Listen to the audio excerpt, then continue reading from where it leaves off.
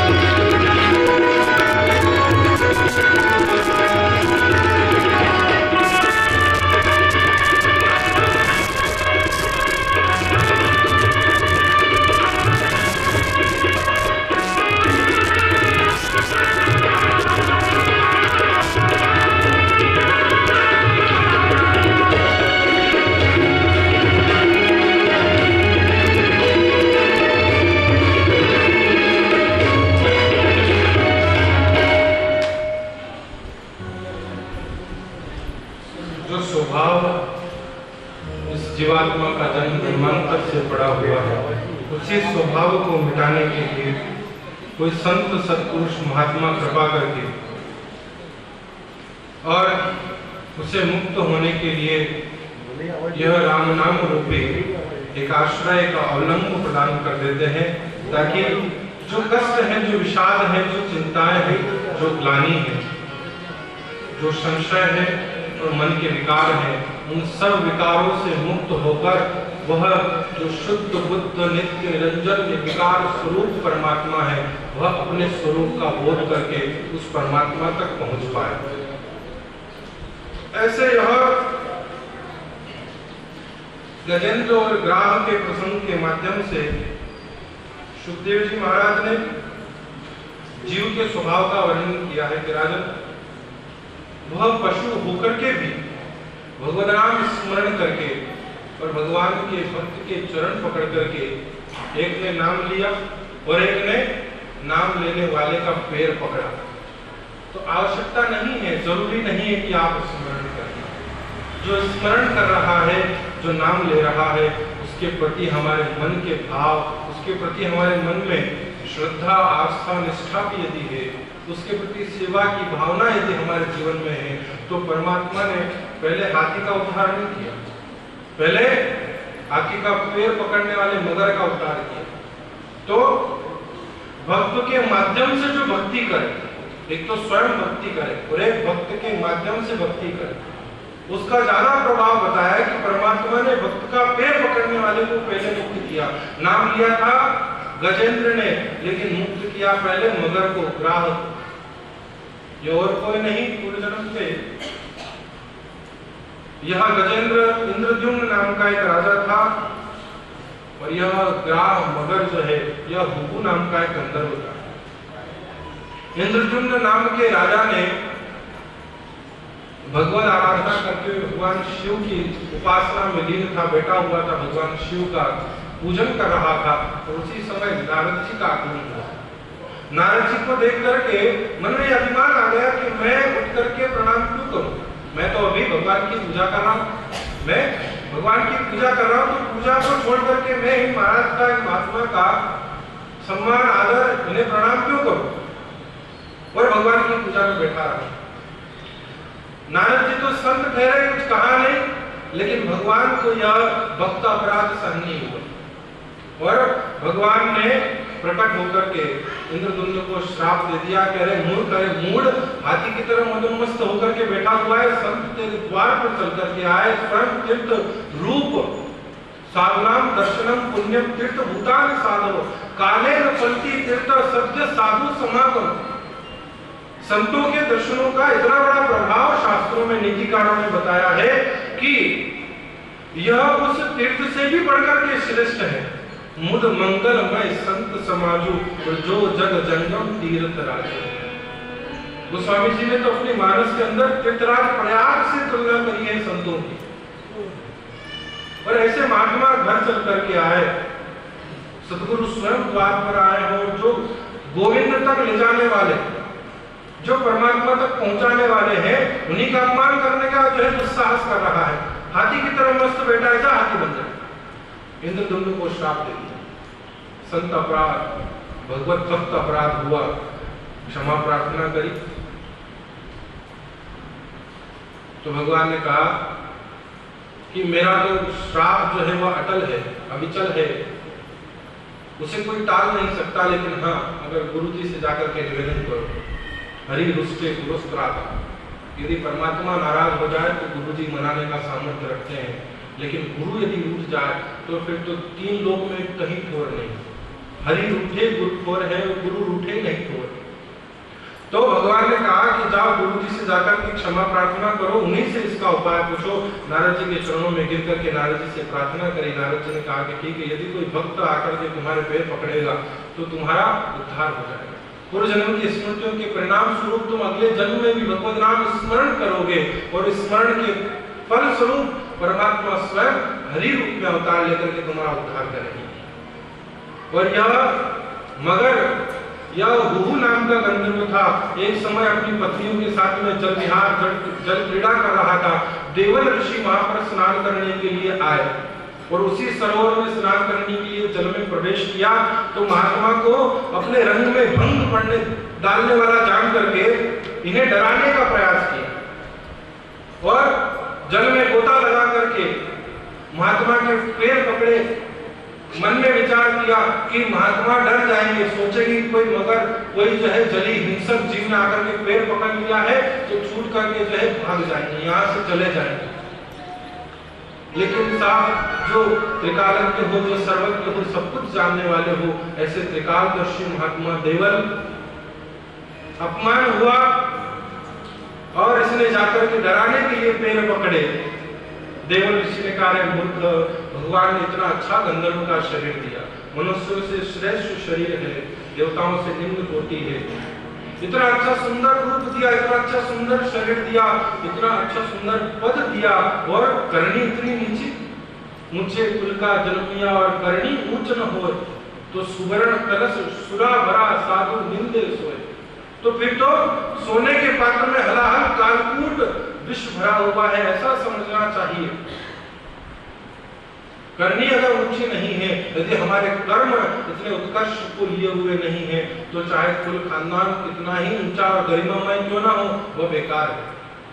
महात्मा देवल ऋषि ने कहा, मूर्ख, संत को डराने का दुस्साहस कर रहा है और गंधर्व होकर के ऐसे जली जीव जंतु का तू नाटक कर रहा, अभिनय कर रहा है, जा मगर बन जा। अब तो साहब पश्चाताप हुआ, गलती का बोध हुआ, अपराध बोध होकर के प्रायश्चित स्वरूप चरणों में आकर के गिर करके क्षमा प्रार्थना करी, प्रभु आप उद्धार का कोई उपाय बताए।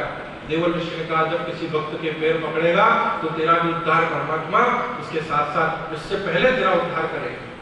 तो उस श्राप को भी वरदान स्वरूप में आज यह सिद्ध हुआ है कि इन दोनों को पशु होने के बावजूद भी भगवान ने हरि रूप में अवतार लेकर के दर्शन देकर के इन दोनों का उद्धार किया है और दोनों वापस स्तुति करते हुए भगवान का प्रणयन करते हुए वहां से वापस अपने अपने धाम के अधिकारी हुए। तो ऐसा कहा जाता है कि जिन्हें संसार से मुक्त होने की, अपनी बाधाओं का निवारण करने की इच्छा हो, उन्हें गजेंद्र मोक्ष का पाठ करना चाहिए। उससे परमात्मा के चरणों में प्रेम बढ़ता है, भगवान के प्रति प्रीति स्थिर होती है। जिस प्रकार से अंतिम समय में गजेंद्र ने परमात्मा का स्मरण किया, उसी प्रकार से हमारी मति भी, हमारी बुद्धि भी भगवान के चरणों में सुस्थिर हो जाए। इसलिए गजेंद्र मोक्ष का जो गजेंद्र स्तवन है, गजेंद्र के द्वारा भगवान का श्लोकों के माध्यम से स्तवन किया गया, उस गजेंद्र मोक्ष का पाठ करने वाले को परमात्मा सद्गति देते हैं। ऐसी महत्ता, ऐसा महात्मा भागवत के अंदर गजेंद्र मोक्ष का बताया गया है। तो यह गजेंद्र मोक्ष की लीला के द्वारा भगवान ने हरि रूप में अवतार लेकर के इन दोनों का उद्धार किया। तदनंतर आगे चल करके सुखदेव जी महाराज प्रसंग श्रवण करवाते हैं कि राजन,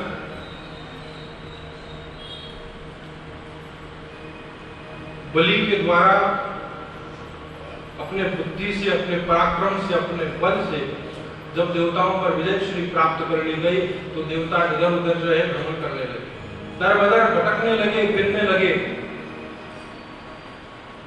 कहीं रहने का कहीं और कहीं ठिकाना नहीं रहा। ब्रह्मा जी के पास पहुंचे, ब्रह्मा जी ने कहा कि देखो साहब,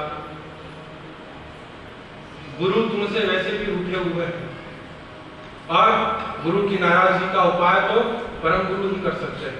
परम गुरु कौन?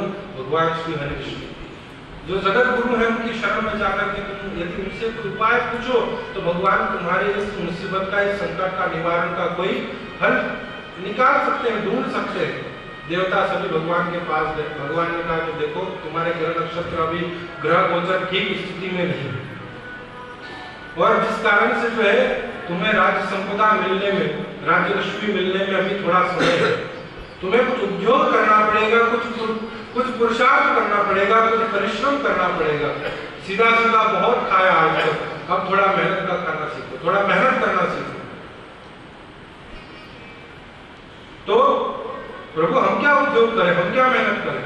भगवान ने कहा जाओ, जाकर के समुद्र का मंथन करो, और समुद्र मंथन से जो 14 रत्नों प्राप्त हुए, समुद्र के पास 14 रत्न है, उन 14 रत्नों के साथ साथ अमृत भी उसके पास है।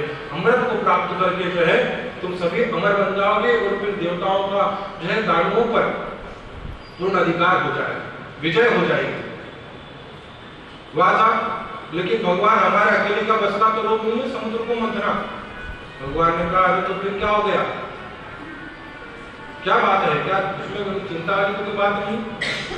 अपने तो जाकर के उनसे तुम्हारे सौतेले भाइयों से मदद मांगो। अरे भगवान कैसी बात कर रहे हो आप, हमारे में राक्षसों का तो 36 का आंकड़ा जिंदगी में कभी नहीं बने। सूरज अगर पश्चिम दिशा से उगने लग जाए तो जाकर के कभी संभव हो सकता है कि हमारा और उनका मेल हो। आप राक्षसों से समझौता करने की और उनकी सहायता लेने की बात कर रहे हो, भला ऐसा कैसे हो सकता है। भगवान ने कहा कि देखो भैया, बात ऐसी है कि अगर अपना कार्य बनता हो, अपना काम होता हो, तो गधे को बाप बनाने में भी कोई गुरेज नहीं करना चाहिए। हाँ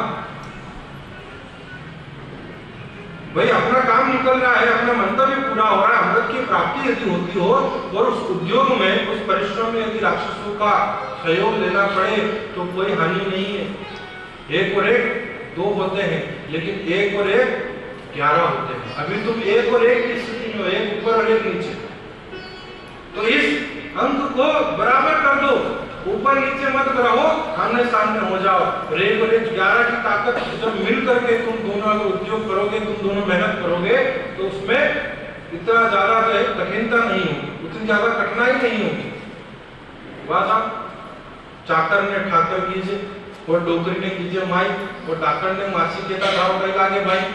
हाँ, अपना काम बनता है तो फिर क्या लेना देना है तो कौन कैसा है कैसा नहीं, किसका स्वभाव कैसा, वो राक्षस तो है, लेकिन तुम तो अपना काम निकालने के लिए उनसे मित्रता कर सकते हो कुछ समय के लिए। उनकी हाजिर हाँ में हाँ मिलाते रहोगे, वो जैसा कहे वैसा करते रहो। वो कथा आती है ना साहब, जाट कहे सुन जाट ने हणी गांव में रेणो, और ऊंट बिलाई ले गए तो हाजी हाजी केड़ो। हाँ, तो भगवान ने कहा कि देखो अपने तो कि हाँ सर यस सर करके ना अपना काम निकलवा। दुनिया का उसूल यही है साहब, जो हाजी हाजी करे वो जीत में रहता है, और जो अपने सिद्धांत में अपनी बात पर अड़े रहे, अपनी वाली लगाए, तो उसको बड़ बोला कहते लोग करके चाल बन दिया, उन्हें तो ही नहीं कर रहे। तो सम्मान उसी का है जो सामने वाले को सम्मान देना जानता हो, जो सामने वाले को मर्यादा के अनुसार, जो सामने वाले के व्यवहार के अनुसार उसका जो है सत्कार करना जानता हो। तो यदि इस कार्य में राक्षसों का सहयोग लेना पड़े तो उसमें भी कोई परहेज मत करो, उसमें कोई संकोच मत करो, जाओ जाकर के उनसे मित्रता करो और उनसे कहो अरे साहब आप स्वर्ग का राज्य करो तो क्या, हम राज्य करें तो क्या, इतने दिन तक हमने राज्य किया तो कोई बात नहीं, और आप राज्य कर रहे तो भी कोई बात नहीं, बहुत अच्छी बात है, प्रसन्नता का विषय है कि आप स्वर्गाधिपति हैं। वह साहब भगवान मंत्र फूंके और गले में बात नहीं उतरे, ऐसा कैसे हो सकता है। वह साहब देवता सभी बलि के पास जाकर के कहा अरे वैसा क्या बात है, क्या अलग छटा है आपकी, क्या निराली झांकी है, क्या अनोखी भाव भंगिमा है। मैं भी इतना तो है स्वयं के सिंहासन पर जचता नहीं था जितने आप जच रहे हो। क्या मधुर मुस्कान है, क्या मधुर मनोहारी छवि है। अब तो साहब बलि ने देखा कि ये इनके मुंह से फूल कब से झड़ने लगे, बड़ा आश्चर्य हुआ, पूछा कि क्या बात है, किस हेतु से आपका आगमन हुआ। सब बात बता दी कि देखो 14 रत्नों के साथ साथ अमृत जो है वो समुद्र के पास है, और अमृत माने की अमरता। ये बार बार देवासुर संग्राम में न जाने कितने देवता, न जाने कितने असुर हमारे मारे जाते, दोनों के दोनों अमर जो है अमृत हो जाएंगे, अमृत पी करके अमर हो जाएंगे, तो यह मरने मिटने का खेल खत्म। और आप स्वर्ग का राज करो तो क्या ना, हम स्वर्ग का राज करें तो क्या, 6 महीने आप राज कर लेना, 6 महीने हम राज कर लेंगे। अब बेचारे भले भाले असुर बातों में आ गए, जालसाजी में इंद्र जी, और हाँ कर दी तो हाँ बात तो सही है साहब, चलो करो साहब, समुद्र मंथन करो। अब समुद्र मंथन करेगा ही, इतना बड़ा समुद्र को मथे कैसे। फिर भगवान के पास पहुंचे, एक ही सहारे इनके सबके, चाहे वो असुर हो चले चाहे देवता हो, एक ही रखवाला, एक ही आसरा इनका सबका। पहुंच गए भगवान के पास कि भगवान समुद्र मंथन का तो उपाय बता दिया, लेकिन उपाय के साथ साथ हमें साधन भी तो उपलब्ध करवाओ, मथे काय से। भगवान ने कहा मंदराचल पर्वत को तो मछली बनाओ और वासुकी नाग को बोलो कि वो रस्सी बने, मछली बने, मछली के साथ साथ नेति बने उसकी। वासुकी नाग के पास पहुंचे, वासुकी नाग ने कहा मेरे को क्या मिलेगा है बाबा जी का तंबूरा, मेरे को क्या मिलेगा, तुम दोनों अगर अमृत पी लोगे तो हम नागों को मिलेगा क्या। इंद्र ने कहा भाई तुमको भी अमृत पिला देंगे, तुमको भी अमृत पिला देंगे। उसने कहा हो ठीक है, फिर तो अमृत मिले तो फिर तो जो कुछ बनने के लिए तैयार। अब साहब वासुकी नाग को लाकर के जो है नेति बनाई, रस्सी बना करके मंदराचल पर्वत के चारों ओर लपेटा गया। अब मंदराचल पर्वत को मछली बनाया तो बनाया कैसे, उठाया कौन। फिर भगवान के पास गए, भगवान फिर मदद करो। भगवान ने कहा अच्छे कुछ आपत मोल ली मैंने, इनको बता करके ये मेरे सिर की मुसीबत खड़ी कर दी है, नींद बेच से उजागर मोल लिया। अब तो साहब बताया है तो करवाना ही पड़ेगा काम। भगवान पहुंचे गरुड़ जी को लेकर, अपने हाथों से मंदराचल पर्वत को उठा करके गरुड़ जी की पीठ पर रखा और लाकर के समुद्र में स्थापित किया। तो समुद्र में जैसे ही पहाड़ गया तो डूबने लगा। फिर देवता बोले अरे भगवान ये तो पहाड़ तो डूब रहा है, पर्वत तो समुद्र में जलमग्न हो रहा है। भगवान ने कहा शांति रखो। फिर भगवान कच्छप के रूप में अवतरित होकर के मंदराचल को अपनी पीठ पर धारण किया। बोलिए कच्छप भगवान। और उसका संतुलन ना बिगड़े इसलिए एक रूप में गरुड़ जी के ऊपर बैठ करके मंदराचल के ऊपर शिखर पर आप स्थित हुए। और इस प्रकार से समुद्र मंथन का उद्योग वहां पर शुरू करने के लिए एक और दैत्य और एक और देवता दोनों के दोनों खड़े हुए। तो किसी ने फिर कानाफूसी करी और आगे पर देखो देवता घना होशियार, क्यों कि देखो अपने को तो पूछड़ी पकड़ा दी और इन्होंने जो है वासुकी नाग का मुंह वाला हिस्सा अपने पास रखा। मतलब यहाँ आकर के इन्होंने भेद रख दिया आपस के कि हम छोटे हैं और ये बड़े हैं। इन्होंने हमें पूंछ वाला हिस्सा दिया और खुद ने जो है मुंह वाला हिस्सा ले लिया। हम कोई छोटे बाप की औलाद है क्या। लो साहब बाप दोनों के एक ही है, कश्यप ऋषि, दोनों के पिता एक ही है, माताएं अलग अलग है, एक की माँ दिति है और एक अदिति के पुत्र है। अब तो साहब बात देवताओं तक पहुंची। इंद्र ने कहा कि अरे साहब भगवान ने कहा था यस्सर कर लो अपने, तो जब तक गरज है तब तक बात, तो क्या करें कि अदला बदली कर लो। अब पूंछ वाला हिस्सा देवताओं ने लिया और मुंह वाला हिस्सा जो है 100 फरों के मुंह वाला हिस्सा वासुकी का दैत्यों ने राक्षसों ने स्वीकार किया। अब लेकर के जैसे ही मंथन प्रारंभ हुआ और जैसे ही मंथन चला और मंथन के शुरू होते ही वासुकी नाग की जो जकड़न थी वो जैसे ही जकड़न मिटी और पूरी हड्डियां कड़कड़ाई थी, उसकी जो श्वास थी वो निश्वास निकली। उस श्वास के निकलने से गरम गरम लपटों से जितने भी असुर थे सबके साथ काले पड़ गए, सब काले हो गए, काले करूं के रूप हो गए। अब इंद्र ने कहा देखो हाजी हाजी करने का कितना बड़ा फायदा होगा। ये मुंह अपने हाथ में लेता तो इनकी ये गरम गरम लपटों की श्वास जो थी वासुकी की ये सब अपने ऊपर पड़ती और सबके सब काले हो जाते। तो साहब अब उद्योग चला, उद्योग के द्वारा 14 रत्नों की प्राप्ति हुई, जिसमें कौस्तुभ मणि, कामधेनु गाय, उच्चेश्वर नाम का घोड़ा, ऐरावत नाम का हाथी, अप्सराएं निकली, वारुणी नाम की मदिरा निकली, शारु धनुष निकला, कौस्तुभ मणि निकली, चिंतामणि निकली। ऐसे अलग अलग 14 प्रकार के रत्नों का उद्गम समुद्र से माना गया। लेकिन सबसे पहले जो निकला वो था कालकूट हलाहल विष। सबसे पहले निकालने गए थे अमृत, लेकिन निकला जहर। और वो जहर जैसे ही निकला तो पूरे त्रिलोकी के अंदर उसकी लपटें फैलने लगी और उसकी दाहकता से, उसके तेज से, उसकी तपन से, उसके विष के प्रभाव से सबके सब त्राही त्राही करने लगे, परेशान हो गए। भयंकर उसकी वह ज्वालाओं से पूरा त्रिलोकी जलने लगा। अब तो साहब दौड़े दौड़े गए भगवान के पास। भगवान ने कहा कि भैया जहर से तो मैं भी मुक्त नहीं करवा सकता। तो फिर अरे तुम्हारे सबके देवों के देव आदिदेव जो है अहंकार महापुरुष, उनके पास जाओ, महादेव के पास जाकर के शरण लो। भगवान शिव के पास जाकर के सभी देवताओं ने अपने भाव रखते हुए भगवान शिव की स्तुति की है।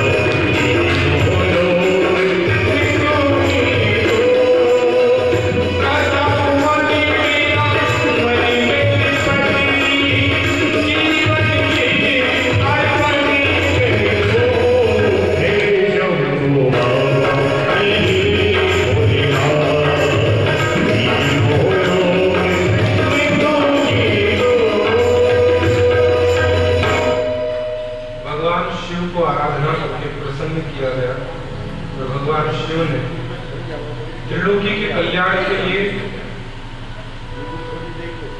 अवधरानी आशुतोष ने प्रसन्न होकर उस अलाहल कालकूट विष को भी पान करना स्वीकार किया है कि यदि सृष्टि के कल्याण के लिए मुझे जहर भी पीना पड़े तो वह भी मुझे मंजूर है। तो कालकूट विषपान से ही वह देवों के देव महादेव कहलाए और हृदय में जहां श्री विग्रह के रूप में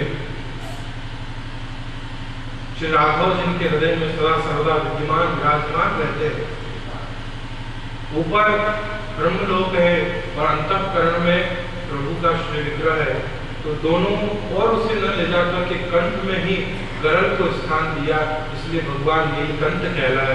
बोलिए नीलकंठ भगवान की जय। अमृत की प्राप्ति के साथ ही आपस में द्वंद्व छिड़ गया और ये दैत्य आपस में टकराने लगे, एक दूसरे से अमृत कलश छीन करके भागने लगे, तोड़ने लगे। देवता टुकुर टुकुर देखते भगवान से जाकर के कहा, भगवान देखो तो अमृत तो दोनों ने मिलकर के निकाला, अकेले लेकर के भग गए, हम तो खाली आ वहीं के वहीं। भगवान ने कहा चिंता मत करो, अमृत जरूर इनके पास है लेकिन ये उसे पी नहीं सकते, किसी में इतनी बुद्धि नहीं है। ये सब ला मुझे दा, ला मुझे दे, ला मुझे दे, ला मुझे दे, बस इसी में रह जाएंगे। किसी में इतना विवेक नहीं है कि उसका पान स्वयं कर सके। इसलिए चिंता मत करो। भगवान ने तुरंत मोहिनी का रूप बना करके वहां पर प्रकट होकर के अवतार लिया।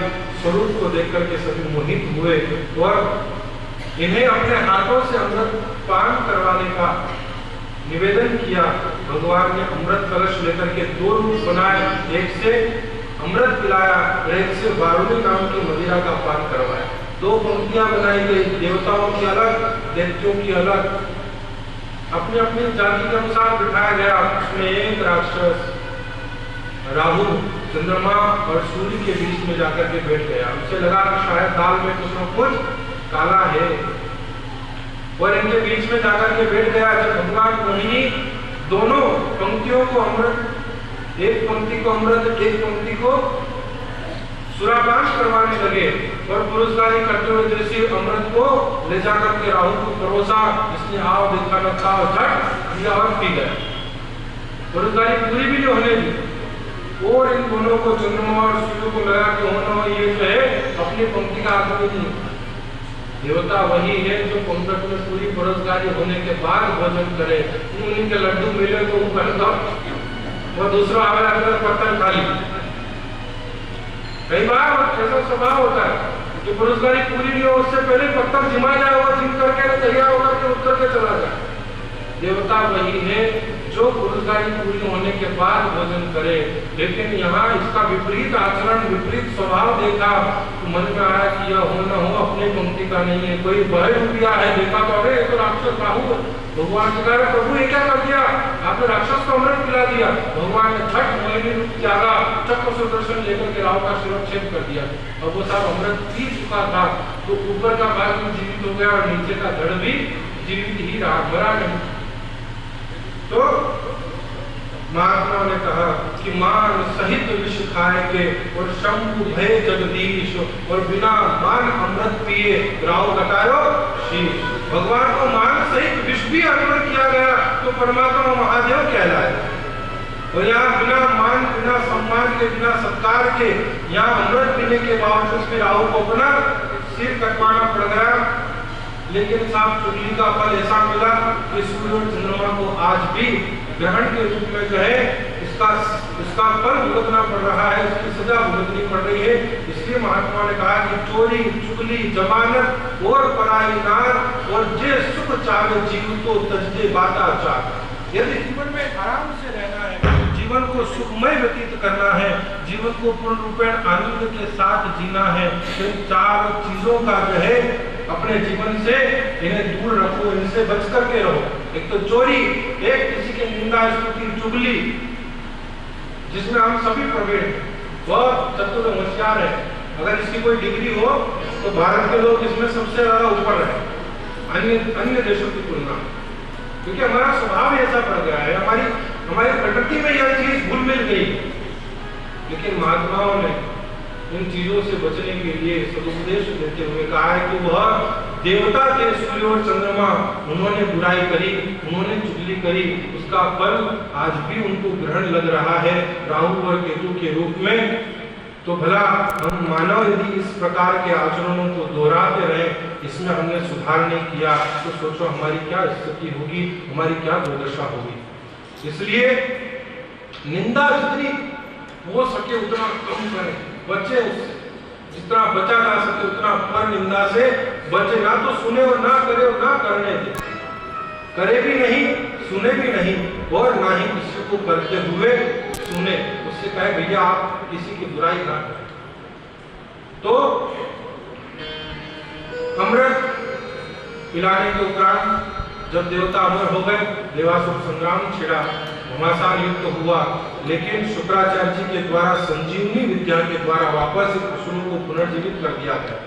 भगवान ने अंतिम में आकर के दोनों को समझाया कि देखो तुम्हारे द्वारा इस सृष्टि में होने वाली इस खलबली से न जाने कितना ही रक्तपात होता है, न जाने कितनी ही बड़ी संख्या में असुर और देवता मारे जाते हैं। भला ऐसे नरसंहार से, ऐसे रक्तपात से भी क्या लेना देना।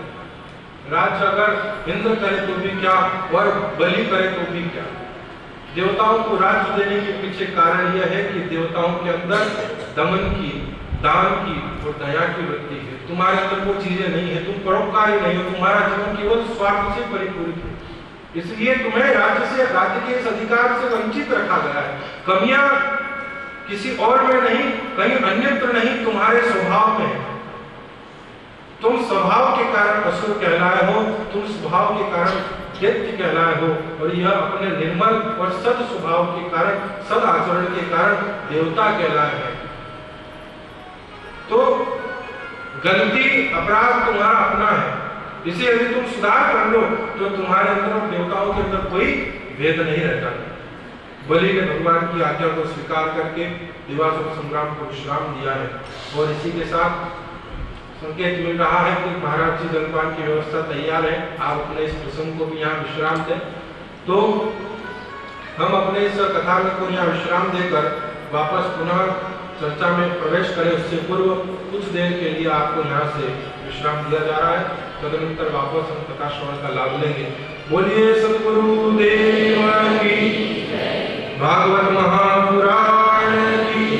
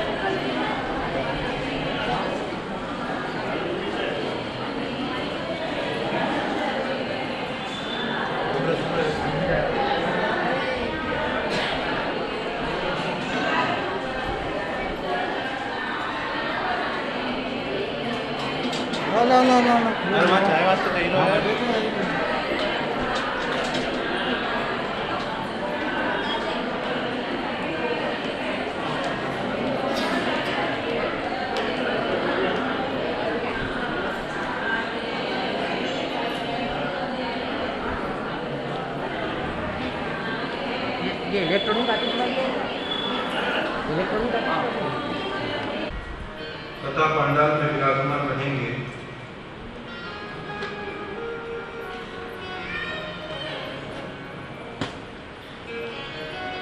जब तक कि भगवान लीला पुरुषोत्तम श्री कृष्ण का प्रादुर्भाव हमारी कथा के माध्यम से ना हो जाए, धैर्य के साथ, प्रसन्नता के साथ, प्रमुदित भाव से कथा का श्रवण लाभ लेकर भगवान के जन्म महोत्सव का वह आनंदोल्लास आप हम सभी यहाँ आज उसका लाभ लेंगे।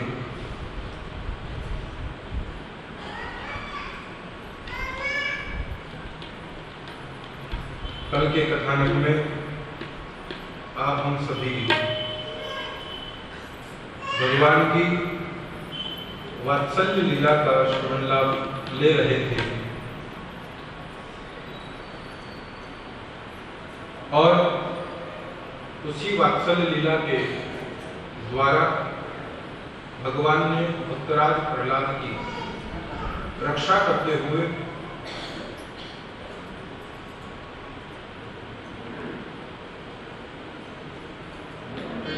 प्रहलाद को संसार भर के जितने भी अन्यान्य कर्मकांड के कार्य हैं,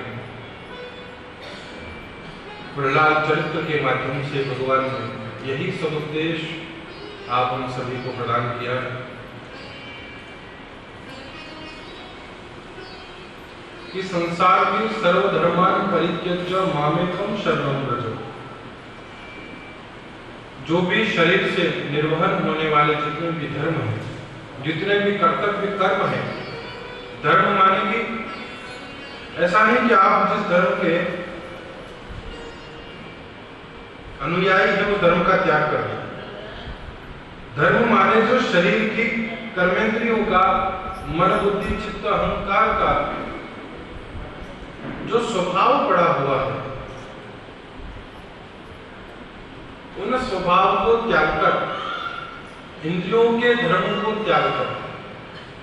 हाँ, कोई गलत अर्थ ले ले कि महाराज भगवान ने कह दिया कि सर्वधर्मान परित्यज्य, सभी धर्मों का त्याग करके तुम मेरी शरण में आ जाओ, तो देखा जाए तो वो बात भी बड़ी गंभीरता को लिए हुए है। उस बात में भी एक बड़ा रहस्य है कि जो सनातन है, जो अविचल है, जो अविनाशी है, यदि धर्म को त्याग करके भी उसकी शरण में चले गए तो वह भी एक प्रकार से धर्म का निर्वहन ही है।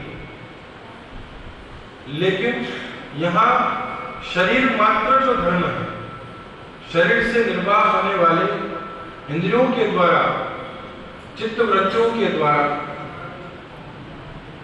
जो संसार का निर्वहन करने योग्य धर्म, सभी धर्मों का पूर्ण रूपेण त्याग ही हमें परम शांति को देने वाला है। तो सर्वधर्मान परित्यज्य मामेकम शरणं व्रज।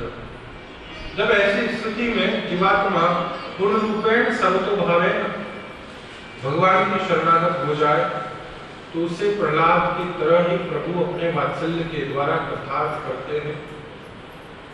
महात्मा ने कहा है, नाम लिया तिन सब किया जब तप तीर्थ दास।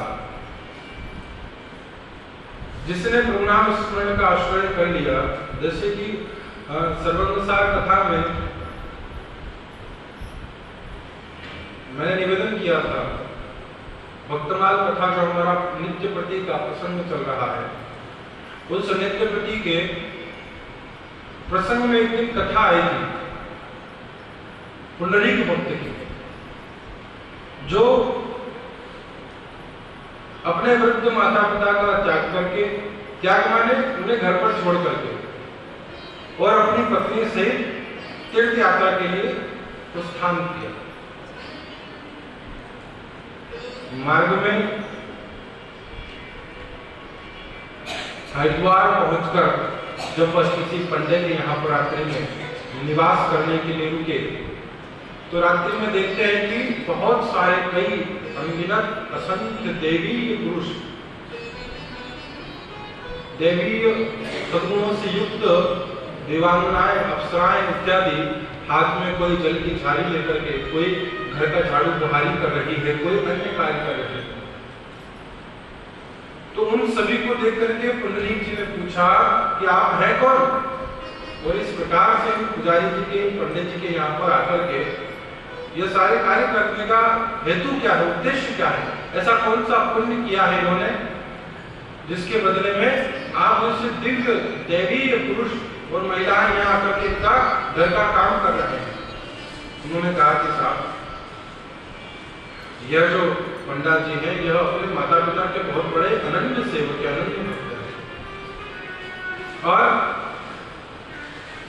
इनकी मातृपितृ भक्ति व परमात्मा के नाम स्मरण के प्रति अनन्य अनुराग पर प्रसन्न होकर के हम सभी तीर्थ, हम सभी पावन सरिताएं, नदियां, गंगा, सरस्वती, यमुना इत्यादि, चित्राल, प्रयाग, पुष्कर इत्यादि जो तीर्थ क्षेत्र हैं, वह सभी देव रूप में होकर के इनके यहाँ पर आकर के हम नित्यपति इनके घर का काम किया करते हैं, ताकि इनकी सेवा का थोड़ा प्रतिफल हमें प्राप्त होता है। और इनके भजन से, इनके भाव से, इनकी ऐसी भक्ति से हमारा भी जो है कुछ दोष, जो कलमश सारा संसार हमें आकर के छोड़ता है, वहां हम अपने कलमशों का, अपने दुनिया भर के छोड़े हुए अपराधों का निवारण ऐसे किसी सत्पुरुष के, ऐसे किसी संत के, ऐसे किसी सज्जन के घर में जाकर के उसका निवारण कर देते हैं। तो वह पुंडरी इस बात की, उस महत्ता को, महिमा को जान करके बड़े आश्चर्यचकित हुए कि जहाँ माता पिता की सेवा और भगवान के नाम का स्मरण करने का इतना प्रभाव है कि घर बैठे गंगा इत्यादि सभी तीर्थ आकर के इसके घर में काम कर रहे हैं, नौकर चाकर बन करके रह रहे हैं। और मैं अपने माता पिता को अपने घर छोड़ करके अपनी पत्नी से ही तीर्थ यात्रा के लिए जा रहा हूं। तो प्रभु नाम की महिमा, प्रभु नाम स्मरण का महत्व, प्रभाव जब वहां उन्हें ऐसा मिला, ऐसा दिखाई दिया, तो तुरंत वहीं रास्ते में, मार्ग में ही तीर्थ यात्रा का विचार स्थगित करके उसे वहीं त्याग करके वापस पुनः लौट आए अपने गांव पंढरपुर, और वहां आकर के अपने माता पिता की सेवा करते हुए भगवत भजन करने लगे। नाम स्मरण का प्रभाव और माता पिता के आशीर्वाद का ऐसा फल मिला कि एक दिन स्वयं श्री ठाकुर द्वारिकाधीश जो है अपने भक्त के दर्शन करने के लिए वहां पर उपस्थित हुए। देवी रुक्मिणी सहित द्वारिकाधीश दोनों पति पत्नी पुंडरीक के दर्शनों के लिए वहां पर आए और आकर के खड़े होकर के आवाज लगाते हैं कि भैया भक्त पुंडरीक, हम दोनों तुम्हारे दर्शन करने के लिए आए हैं। देवी रुक्मिणी तुम्हारा दर्शन करना चाहती है, जरा आकर के हमसे मिल तो लो। पुंडरीक कहने लगे कि अभी आप थोड़ी देर प्रतीक्षा करें, थोड़ी देर इंतजार करें। क्यों? क्योंकि मैं अभी अपने माता पिता की सेवा कर रहा हूँ, उनकी चरण सेवा, उनकी चरण वंदना जब हो जाएगी, जब उन्हें नींद आ जाएगी, वो सुखपूर्वक सो जाएंगे, उसके पश्चात फिर मैं आपसे आकर के मिलूंगा। भगवान ने कहा है पगले, जहां पूरी दुनिया एक और हमारे दर्शनों के लिए लालायित रहती है, तपस्या साधना कोटि कोटि जन्मों तक निरंतर भजन साधन पूजन करने वाले उन महात्माओं को, योगियों को, मुनियों को भी हमारे दर्शन प्राप्त नहीं होते हैं, और हम दोनों तेरे घर चल करके आए हैं तुझे दर्शन देने के लिए, तेरे दर्शन करने के लिए। और तू कह रहा है कि आप थोड़ी देर रुको, प्रतीक्षा करो, मेरे माता पिता सो जाएंगे, उसके पश्चात मैं आपसे आकर के भेंट करूंगा। तो पुंडरीक जी अंदर से ही कहने लगे कि आपको बुलाया तो नहीं था मैंने, आपको बुलाया तो नहीं था, कोई होता दिया हो, सुमत में दिया हो, बिना बुलाए आ गए हो, बुलाने पर तो आए नहीं, बिना बुलाए आए क्यों आए, किस लिए आए, आपके आने का हेतु क्या है, कारण क्या है, ऐसी कौन सी बात से रीझ करके आप आज स्वयं चल करके दोनों ठाकुर और ठाकुरानी जो है मुझे दर्शन देने के लिए आए। तुम्हारी अनन्य नाम के प्रति दृढ़ अनुराग और माता पिता की जो है अनन्य भाव से सेवा, भक्ति, उस भक्ति से प्रसन्न होकर के हम जो है तुमसे मिलने के लिए आज स्वयं दोनों के दोनों तुम्हारे घर चल करके आए हैं। तो पुंडरीक जी कहने लगे, प्रभु जब आप मेरी माता पिता की भक्ति से, उनकी सेवा से, उनकी साधना से, उनकी शुश्रूषा से प्रसन्न होकर के आज आप जब मेरे घर आए हैं, तो आपके आने पर जब मैं अपने माता पिता की सेवा कैसे छोड़ दूं? जिसकी सेवा चाकरी से प्रसन्न होकर के आज स्वयं त्रिलोक अधिपति मेरे घर चल करके आए हैं, मैं उन माता पिता की सेवा छोड़ करके पहले त्रिलोकीनाथ की सेवा करूं तो फिर वहां सेवा धर्म का निर्वाह कैसे होगा? जिस सेवा से प्रसन्न आप हुए उसी सेवा का त्याग कैसे कर दूं? भगवान बड़े प्रसन्न हो के वाकई में जवाब बड़ा जो है सटीक दिया है बंदे ने कि जिन माता पिता की सेवा की भक्ति के भाव से, जिस नाम के दृढ़ अनुराग से प्रसन्न होकर के हम इसके पास आए हैं, अगर इसने वही छोड़ दिया तो फिर इसका भक्ति में, इसका भजन में, इसका साधना में, इसकी सेवा में त्रुटि रह जाएगी, कमी रह जाएगी, उसका पूर्ण रूप में निर्वहन कैसे हुआ? तो भगवान ने कहा अच्छा भैया ठीक है, अगर ऐसी ही बात है तुम चलो कर लो, माता पिता के पैर दबा लो, लेकिन कम से कम हम खड़े हैं, हमारे खड़े रहने का स्थान पर कुछ आसन वगैरह तो दे दो। पास में पड़ी हुई एक ईंट को उठा करके फेंक दिया कि लो ये ईंट है, ईंट पड़ी है, इसके ऊपर खड़े हो जाओ, इसके ऊपर खड़े हो जाओ। भगवान पुंडरीनाथ आज भी जो है पंढरपुर के अंदर श्री विठ्ठल आज भी उस पुंडरीक जी के द्वारा फेंकी हुई इस ईंट के ऊपर ही खड़े होकर के दर्शन दे रहे हैं। आज भी परमात्मा उस ईंट के ऊपर ठाकुर और ठाकुरानी दोनों एक ईंट पर खड़े हैं। तो ये ऐसी भक्ति की और ऐसे नाम स्मरण की विलक्षण अनूठी महिमा रही। तो महात्माओं ने कहा कि नाम लिया तिन सब किया जब तब तीर्थ दान। जिसने नाम स्मरण कर लिया तो सकल तीर्थ हमारे गुरु जी का चरण, गंगा यमुना रेवा, जहाँ यह भाव जीवन में आ जाए, एक के प्रति ही पूर्ण रूपेण समर्पण हो जाए, हमारा मन 10 जगह न लगा करके हम एक ही में मन को तल्लीन कर दे, तो वहाँ हमारे द्वारा किए जाने वाले सभी पुरुषार्थ सहज में ही सफल हो जाते हैं, सिद्ध हो जाते हैं। बिना किए ही वह तीर्थ यात्रा, बिना किए ही वह दान, बिना किए ही वह सब जब तब तीर्थ और पुण्य इत्यादि सभी बिना जाए ही घर बैठे आपको उन सबका लाभ प्राप्त हो जाता है। तो महात्माओं ने इसीलिए कहा कि बिना नाम लागे नहीं किया करोड़ों दान। भगवान के नाम स्मरण के बिना भले करोड़ों प्रकार के दान कर लो, लेकिन नाम स्मरण यदि नहीं है, नाम के प्रति दृढ़ता नहीं है, नाम के प्रति अनुराग नहीं है, तो उस अनुराग के अभाव में किए हुए सारे साधन बेकार, व्यर्थ, किसी काम के नहीं। तो ऐसी स्थिति में प्रहलाद जी की उस नाम के प्रति अनन्य निष्ठा से ही प्रसन्न होकर के भगवान ने अपने वात्सल्य के द्वारा स्वयं नरसिंह के रूप में अवतार लेकर प्रहलाद के कष्टों का निवारण किया और ऐसे आतताई, अनाचारी, अत्याचारी, आतंक को फैलाने वाले पिता को भी भगवान ने अपने हाथों से वध करके उसे मुक्ति को प्रदान किया। प्रहलाद जी ने वरदान में भगवान से यही मांगा। जब परमात्मा ने कहा प्रहलाद वरदान मांग, प्रहलाद ने कहा प्रभु मैं आपसे क्या मांगू, आपको पाने के पश्चात किसी और वस्तु की याचना करना भी बेवकूफी होगी, लेकिन फिर भी आप देना चाहते हैं तो एक ही प्रार्थना है कि मेरे पिताजी जो है वो बड़े ही अनाचारी हुए, दुराचारी हुए, अधर्मी हुए हैं, नास्तिक बुद्धि वाले हुए, जिन्होंने जीवन भर कभी आपके नाम का स्मरण नहीं किया, कभी प्रेम से आपकी जो है आपकी स्तुति नहीं करी, कभी भाव से आपकी वंदना नहीं करी।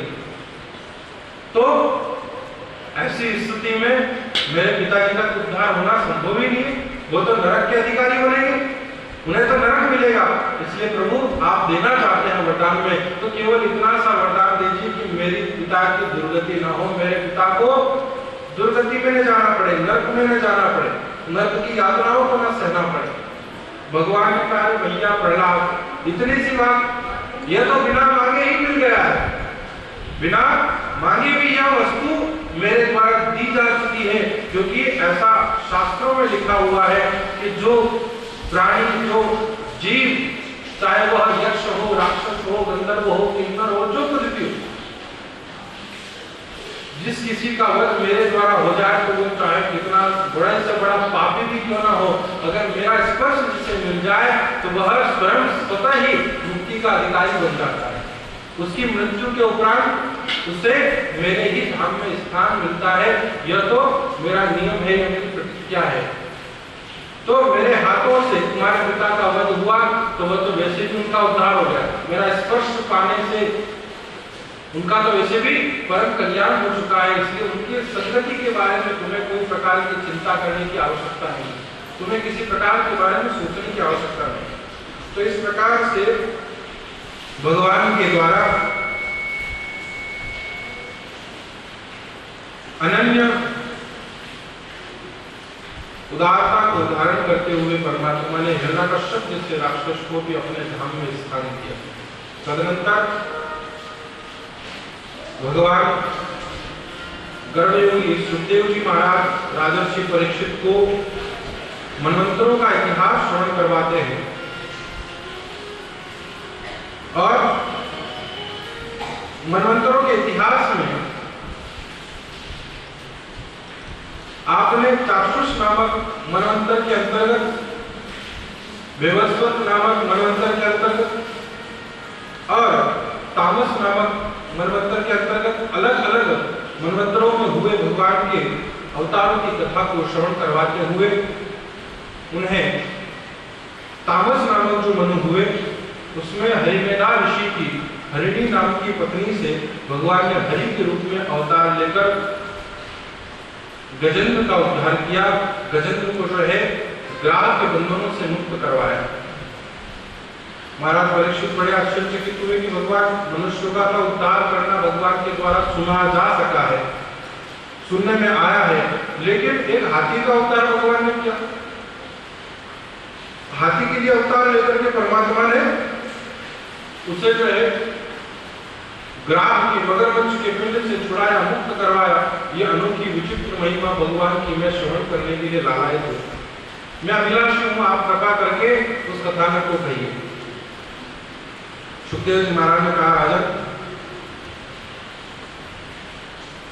एक त्रिकूट पर्वत जो कि 3 शिखरों वाला 1000 योजन के परिधि में फैला हुआ, चारों दिशाओं में जिसका परिमाण 1000 योजन के बराबर है, उस पर्वत पर निवास करने वाले असंख्य जीव जंतुओं के अंदर एक मदोन्मस्त, बड़ा पराक्रमी, बड़ा पुरुषार्थी और बड़ा बलशाली एक गजेंद्र निवास करता था, जो अपने परिवार के सहित स्त्री, पुत्र, पौत्र, परिवार के रिश्तेदारों सहित वो जो महानिवास करता था।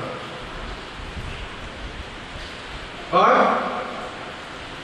पूरे पर्वत पर जिसका अकेले का साम्राज्य, वो गजेंद्र ही वहां का राजा। अन्य किसी जीव का इतना बल नहीं, इतना साहस नहीं कि वह उसे ललकार सके, वह उसे वहां से हटा सके।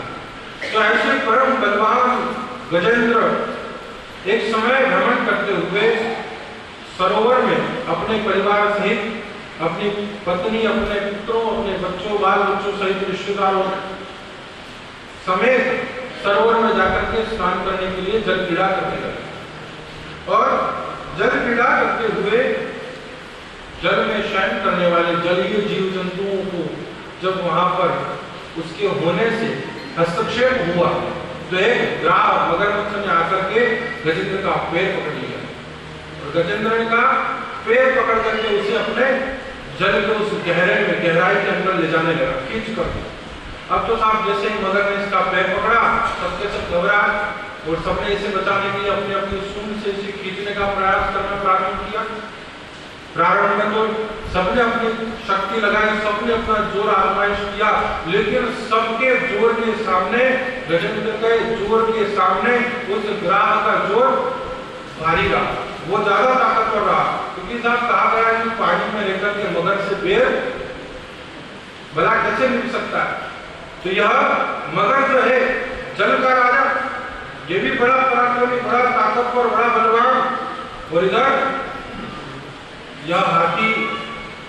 सबने अपनी शक्ति आजमाइश करी, सबने अपना जोर लगाया, लेकिन किसी भी प्रकार से जब इससे छूट नहीं पाए, तो धीरे धीरे करते करते करते करते पहले बंधु बांधवों ने, रिश्तेदारों ने, मिलने जुलने वालों ने साथ छोड़ा, फिर बच्चों ने साथ छोड़ा, फिर पत्नी ने साथ छोड़ा।